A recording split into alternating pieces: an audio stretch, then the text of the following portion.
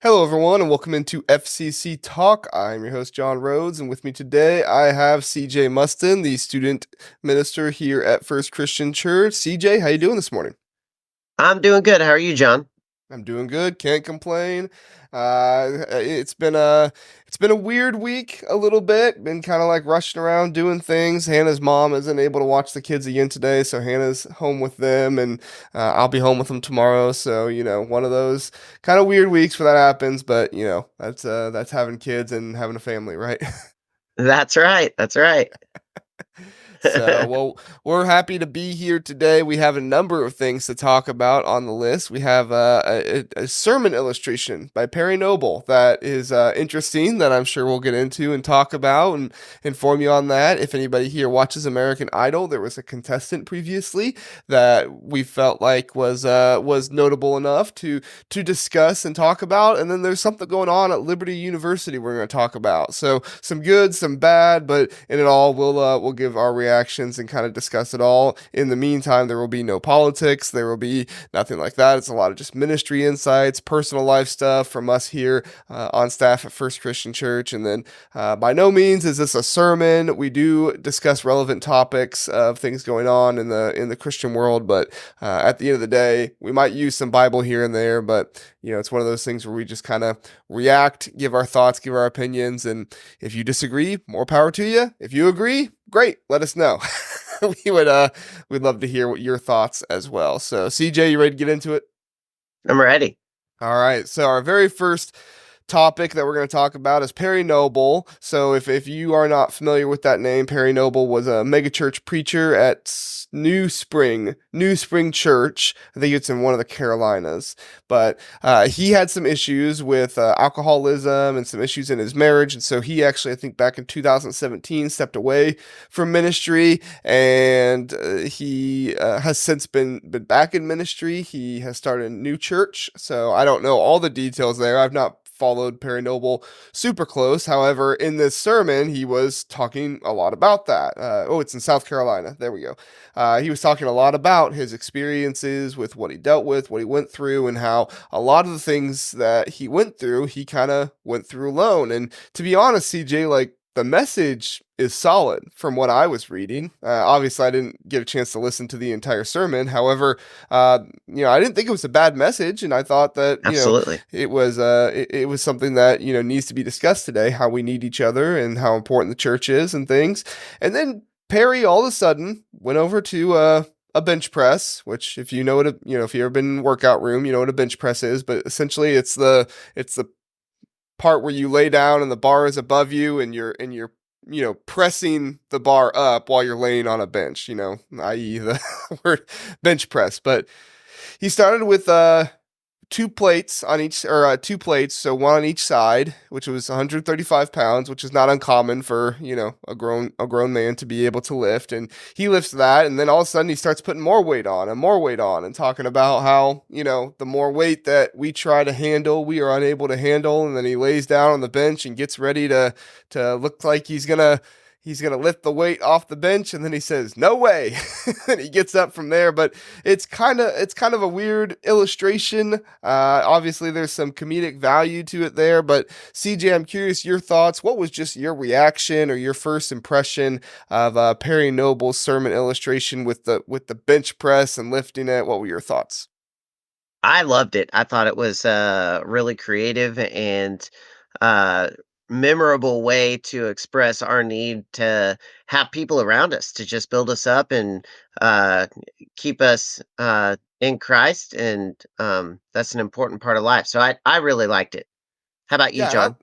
I like the message. Like I said, I'm not one of those people that get on sermon illustrations. We've talked about like the Bible kick and stuff like that. Nah, I'm not really a fan of those. But this one, it's kind of like, I mean, it got my attention. I read about it, Hmm. and I watched it, and as much as I kind of already knew the message, I still read about the message and figured out what Perry said. So, I mean, at the end of the day, think about what is a sermon illustration for? It's to illustrate the point that you're trying to make. And when Perry Hmm. Noble was getting on the bench and saying, "There's no way I can lift that on my own. I need some help." And he brings people up on stage who then help him lift it. It's like, well, yeah, that kind of illustrates the point, right?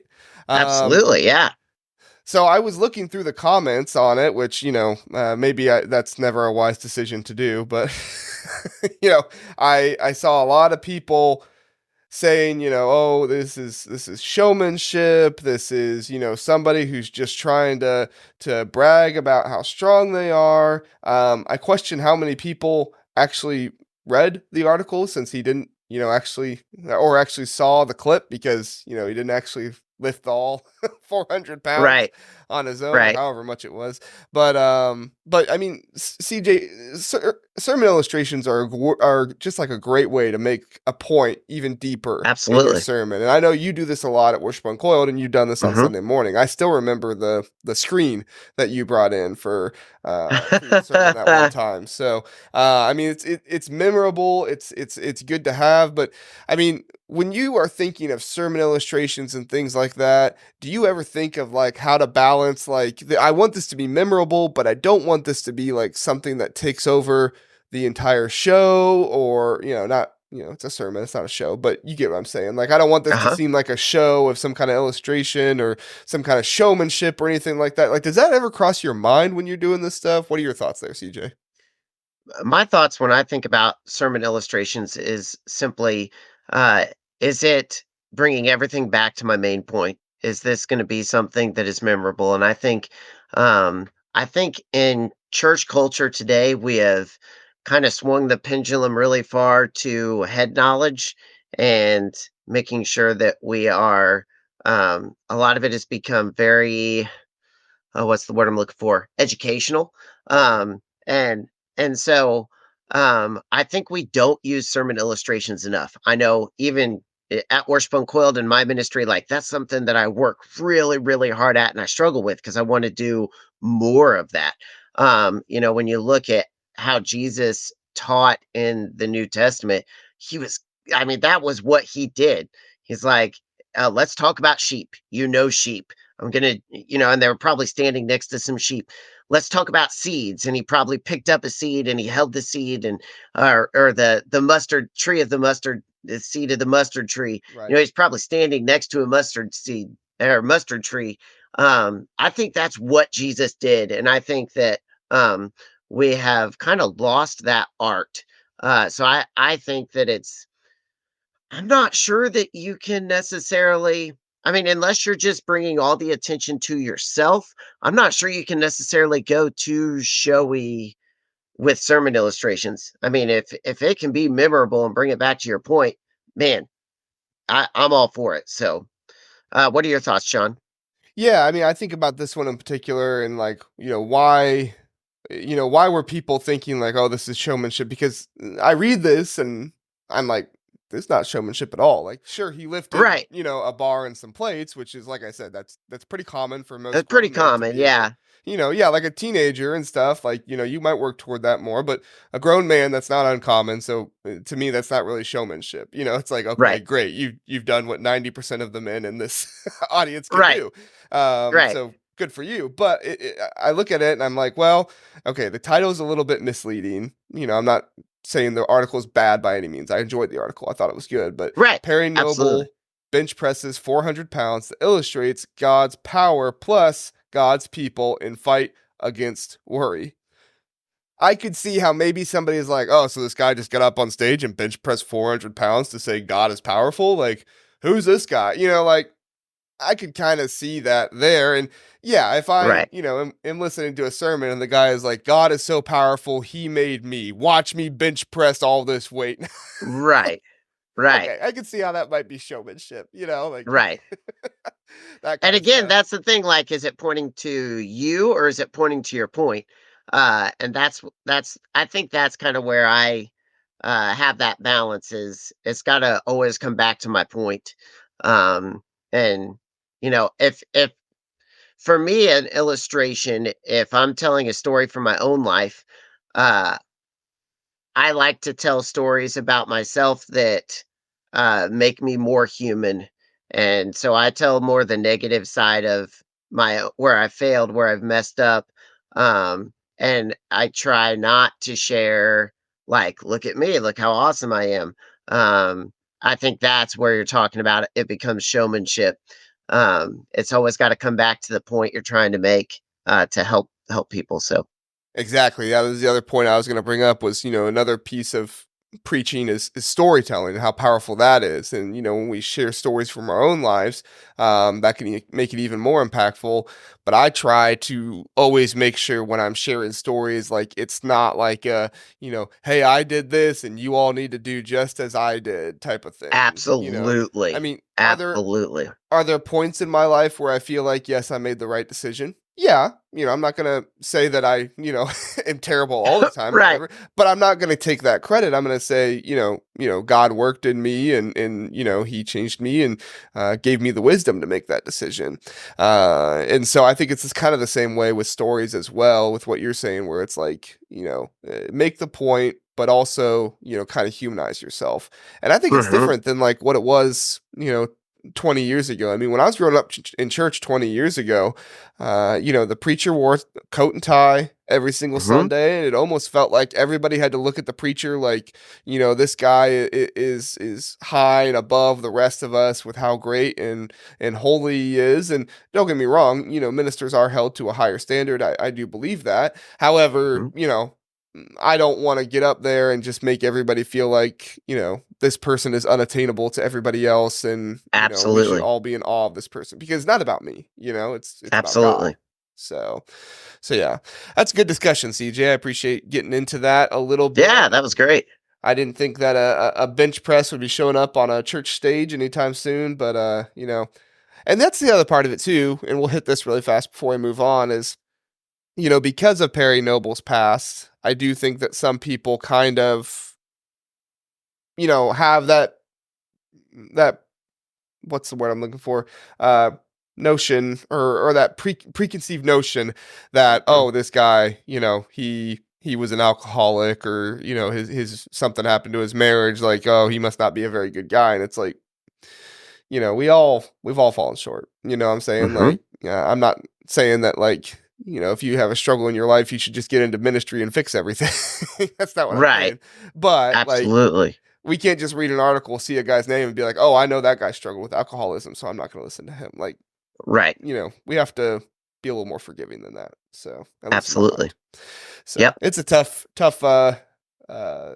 way to discern and have wisdom, though. So, all right, CJ, our next thing that we're going to talk about is an American Idol contestant who performed her own original song about God titled "Make Your Ways My Way." Or make your ways my ways. And I don't know if you saw the clip of it, CJ, but I mean, just Mm-mm. absolutely beautiful voice and a beautiful song. Kind of brought a tear to my eye. I've noticed I'm a softie now. I've had two children. I'm a soft. I cry at like Having every kids baby, will having kids will do that to you, man. right? I mean, just the other day I saw like Lottie running, and I was like, oh, tear to my eye. I was like, Right? who am I? What Yep. has happened? But anyway, so this Christian singer songwriter, her name is Jennifer Jeffries, and she performed on March 3rd for American Idol, and the judges loved her. They just talked about how unique she was, how unique her voice was, and she kind of told her story about how, she's got her Bible on her desk and she reads it every day and how impactful her scripture reading has been for her songwriting and I just when I see, and like I said, she's only 17 years old. This isn't like a, 20 some or 30 some year old woman doing this. Like this is still a teenager. So just an absolutely very impressive. I encourage anybody to go look her up. And if anybody is unaware, Katy Perry is still a judge for American Idol. And even she was praising her, which if you know anything about Katy Perry's past, she was at one point in singing for churches and things like that. So that's obviously an interesting dynamic there. But I mean, everybody was praising her. They all gave her a yes to move on. It was just a really, really cool moment for her, and I think for Christians to kind of see that representation on stage and see a young Christian, willing to live out their faith and be bold and to not just sing some song and say, well, I'm also a Christian, but to sing their own song that they wrote about God. CJ, what was your just reaction to this young lady, her original song. What were your thoughts? Well, I didn't see the clip, but I did read the article that you sent, and there was. Let me pull it up here. Um, I love the she did an interview and she said, I started writing this song back in August, took a couple breaks. In the song, I sing about the misconception I had of God and Christianity, only being loved by God while in the church, being a flaw in God's design, and being damned to hell for all my wrongdoings. I've never been more glad to be so wrong. God's love isn't paper thin. It's not confined to stay between four walls. We feel we have no worth, but God thought we were worth dying for. As Christians, no sin can keep us out of heaven, and no sin can keep us from the love and forgiveness of God who's omnipresent. This is the part I love. We shouldn't use grace as an excuse for sin, but we shouldn't use sin as an excuse not to forgive. And I just loved that. Like, we shouldn't use grace as an excuse to sin. And there's no sin that can ever separate us from God. Like, God said, we're worthy, and we are. That's what we are. We're loved, we're worthy. And so often we look at ourselves and we just tear ourselves down. But the truth is that God said, hey, I chose you. I want you. You are so worthy. Like, stop degrading yourself. And at the same time, like, we can't use sin as an excuse not to forgive. And I think we also struggle with that. Like, we look at other people, we're like, dude, you went too far. And there has to be a balance there. Like, Right. protect yourself, make sure that you are in healthy relationships, make sure that you are taking care of yourself. But at the same time, don't go so far that you're like, dude, I'm done with you. There's no way you can ever come to God. I think that's a dangerous place. Uh, and our cultures goes there so easily. Well, there's a difference between protecting yourself and having selfish ambitions of who you allow into your life, right? I mean, Yes.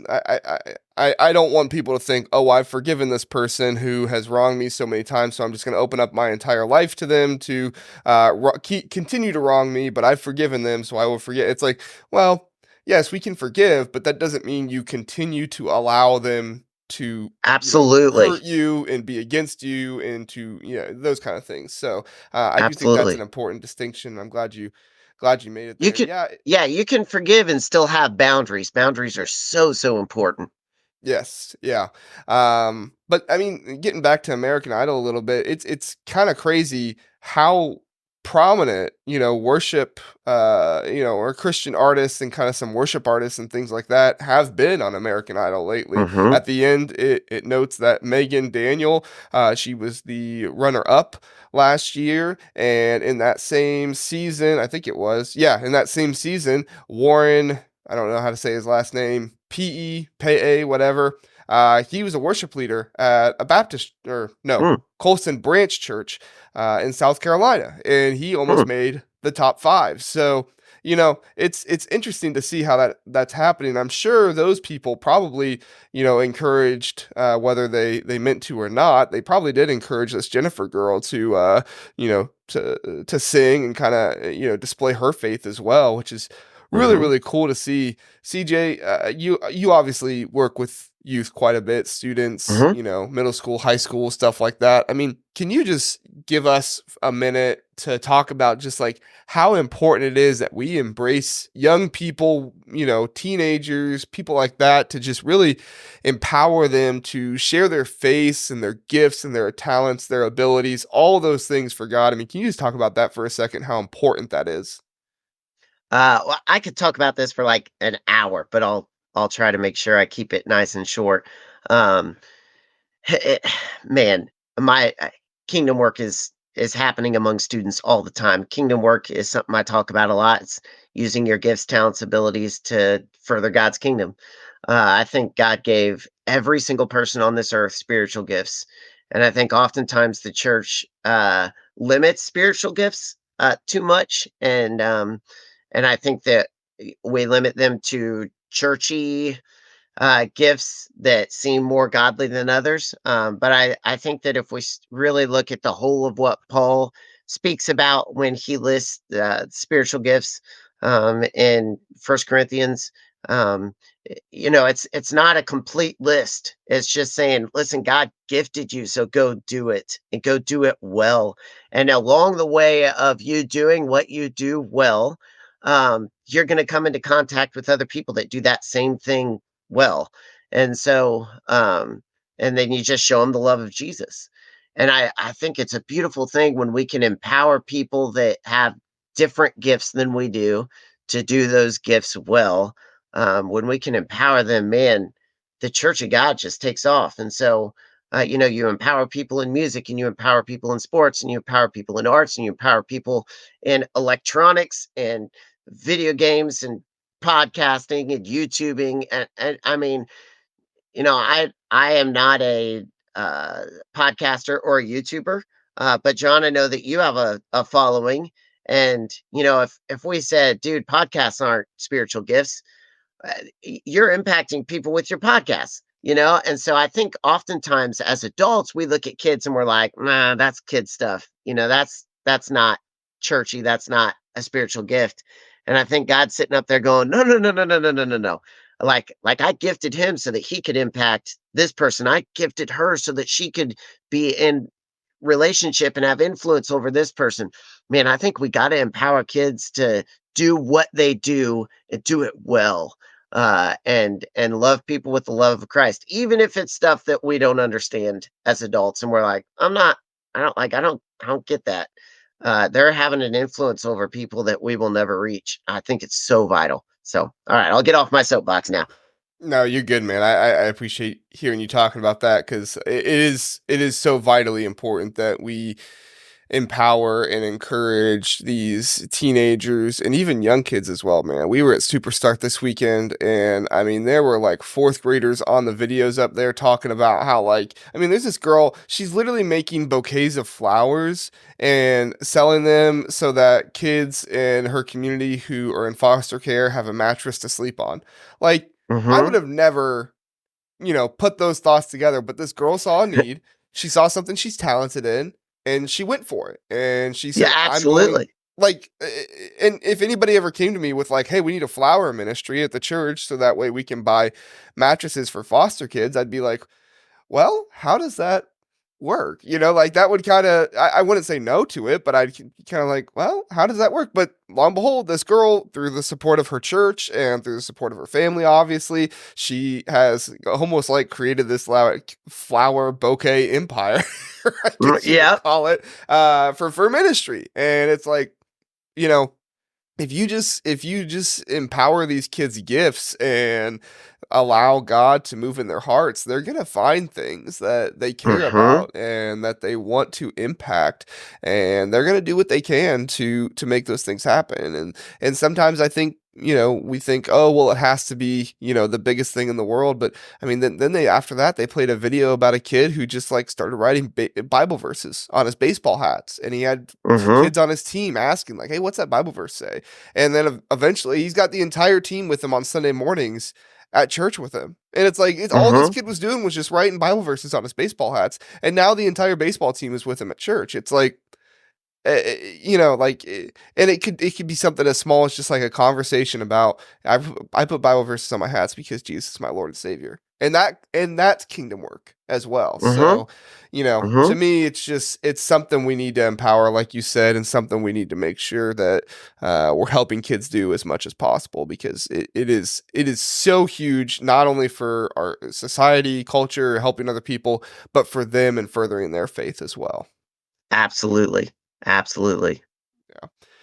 Love All it, right, man. CJ. Let's move on to our next one here. Appreciate that conversation. That was excellent. Love talking about young people and what they can do in our society and things like that. So this one's not going to be as fun to talk about. We talked about I would say two more fun subjects. This one's not as fun, but I did feel like it needed to be discussed. This one might venture on some side of politics, depending on which way you take it. I know Liberty kind of took it that way a little bit. We're not going to discuss that too much. I mean, we might get into it a little bit, but it's not going to be the focus here. Is what I'll say. So essentially, if you didn't hear, Liberty this week, Liberty University, they were fined $14 million for federal crime reporting violences. So essentially, what's going on here is over 2016 to 2021 there have been reports of sexual assault, abuse, rape charges, things like that going on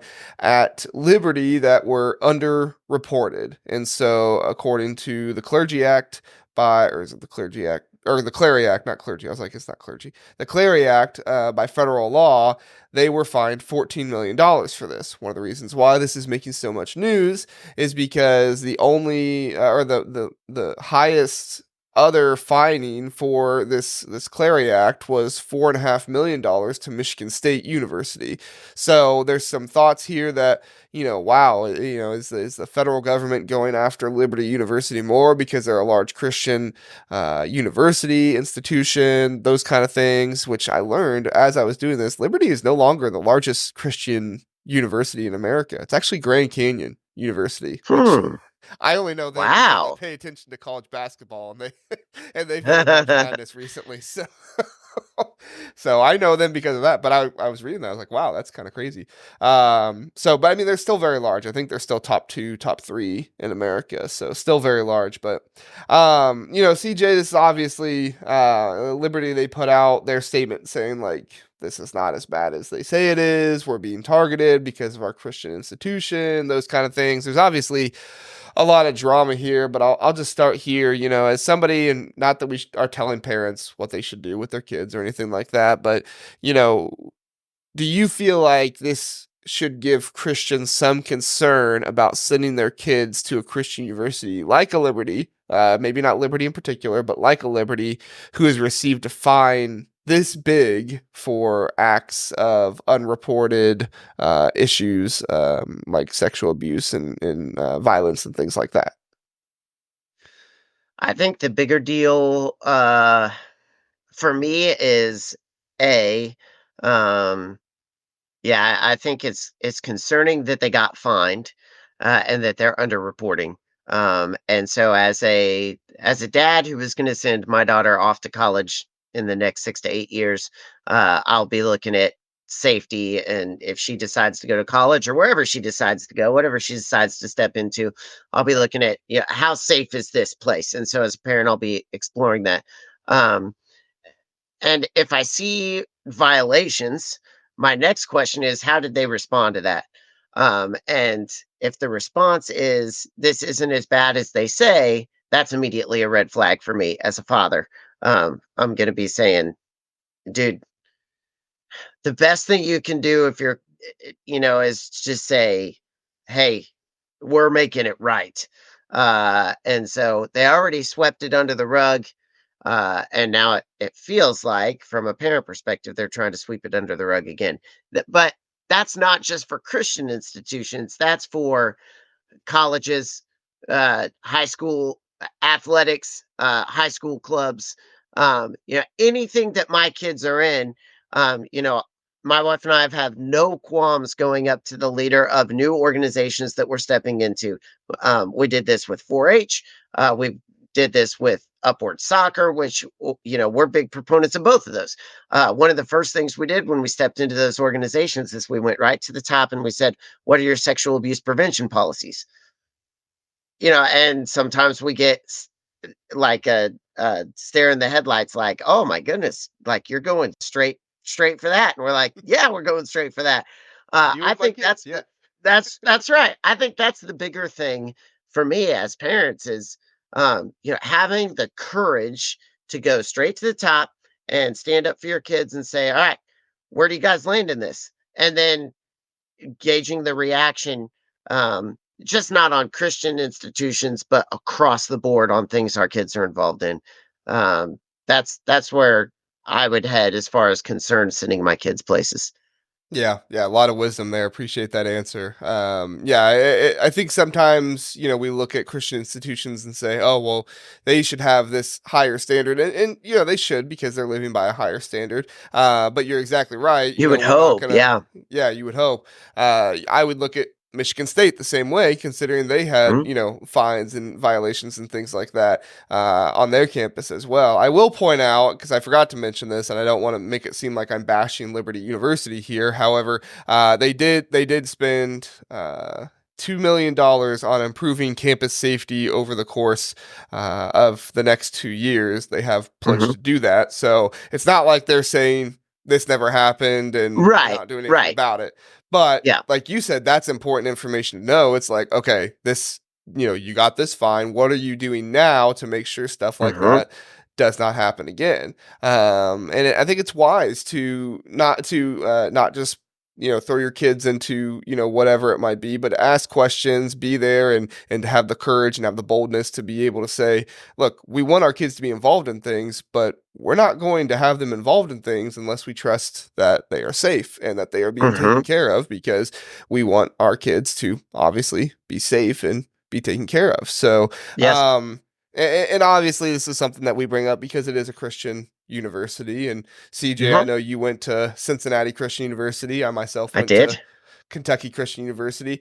I never experienced anything like this when I was there. I was an RA, and I do recall times where it was kind of like, maybe some RAs would think, well, do we really report this person? And it's never for anything this serious, but Mhm, do we really report this person because of, what they're doing, or do we kind of let them off and tell them, we remind them, like, just don't do it again, stuff like that. And I mhm, remember my RA, my men's RA, who was kind of ahead of us all. He was like, "Don't do that." He was like, "You might mhm, not make a whole lot of friends being an RA." He was like, "But you're actually doing a disservice for them and for the rest of the campus when you say, well, they're my buddy, and I'm just gonna kind of let them off mhm, and not, worry about it." And so mhm, there is a really good aspect of Christian University that is forgiving and wants to care for their people and things like that. But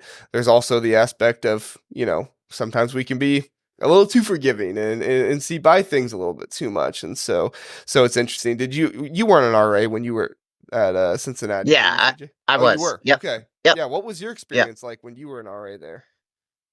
Um, yeah, there were some RAs that, eh, were more forgiving than others. I think it was, uh, just so important that, everything was reported, and, uh, I didn't necessarily have the same conversations with my RD that where he was like, "You gotta report everything." But, coming through ministry, now I see that, man, as an RA and as a youth minister, like, if you report everything, that one small piece that doesn't seem to be a big deal, maybe the piece of the puzzle that just blows everything wide open. And so, yeah, as an RA, I tried to stick to, what was supposed to be, like we had a curfew, kids coming in late, sign the paper, you're late. Yep. And so making sure that things are staying where they're supposed to be staying. Right, and like I said, my experiences as an RA were never as deep as some of this stuff with the Liberty stuff. A Right. lot of it was Yeah, I like never the curfew, experienced. and yeah, Right, right. yeah. But I had friends. I trust me. I had friends who would come to me and say, "Hey, can you open the door for me at 1 o'clock?" And I'm like, "Well, curfew's at midnight," and it's like, "Oh, but Right. it's just an hour. It's not that big of a It's deal." And it's just like, me. Yeah. yeah, it's And you're like, "Oh, like, you know no. me. I'm not doing anything," and it's like, well, I do, but there's still rules. Right. Right. So Exactly. it didn't always make me the most popular guy, but Right. somebody had to enforce the rules. That's right. So CJ, obviously, there's a lot of talk about Christian universities here in America and kind of the future Mhm. of them. I know the CCU, Cincinnati Christian University, they've obviously had their struggles. I think, are they shut down completely at They least at this they are point? done. They're shut Yeah. down. They shut down a few years ago.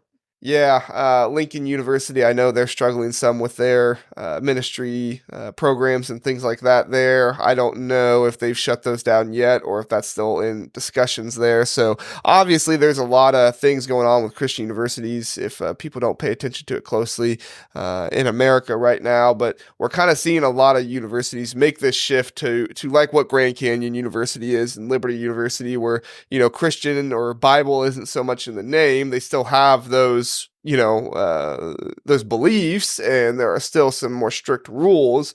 Like Liberty does have pretty strict rules. If anybody has ever followed a Liberty student on TikTok, they talk about those sometimes. But what are your thoughts on just like the future of Christian universities here in America? Are they going to kind of go the same way as like Grand Canyon, Liberty, even the way Johnson is going? Or do you think the kind of older Kentucky Christian University, the Cincinnati Christian University, do you think that those can kind of thrive too? I'm curious your thoughts. I'm not really sure. I've not followed it a whole lot. I know CCU shut down. I know uh, Johnson is expanding their degree programs, but they had a campus in Florida that I think is uh, no longer a campus there. Um, and so I think Christian colleges being private institutions already had a difficult way of getting students. And I think with the church as a whole in America starting to shrink, that we're going to have less people deciding to go into ministry. And we've seen that the last 10 years. We've seen more ministers retiring than we have seen ministers coming up into the field. And so I think uh, just cost wise, it's going to be difficult. And I think college in general is headed for a difficult place. We're seeing a whole lot more specialty uh, specialty jobs that are opening up, and so I think that's going to be difficult for colleges across the board. Yeah, just last week we talked with Dan about how less and less places are putting the qualification of like a college degree on their resume, or not resumes. What's it called? The Job job description. applications. Yeah, and Yep. job applications. Yeah, so less and less places are doing that. So it's interesting to think that college is not needed as much as maybe it was 15, 20 years ago. But it's starting to swing that way, and it'll be Hmm. interesting to see what happens and how that goes. So all right, CJ, thank you so much for joining us. We're actually going to skip the other stuff today, the Bible verse and the what you eating, what you reading, what you watching. We're going to skip that today. CJ has to go pick up Clark from school, so we appreciate Yep. you spending your time with us today. CJ, you have any more thoughts or anything before you want to share before we get out of here? I don't think so. Just do what you do and do it well, and love people with the love of Jesus as you do it. You have a sphere of influence. Go use it. Totally agree. Totally agree. Thanks, CJ. Appreciate you, man. Appreciate everybody Hey, thanks, watching Sean. and You too. listening out there. Have a good one.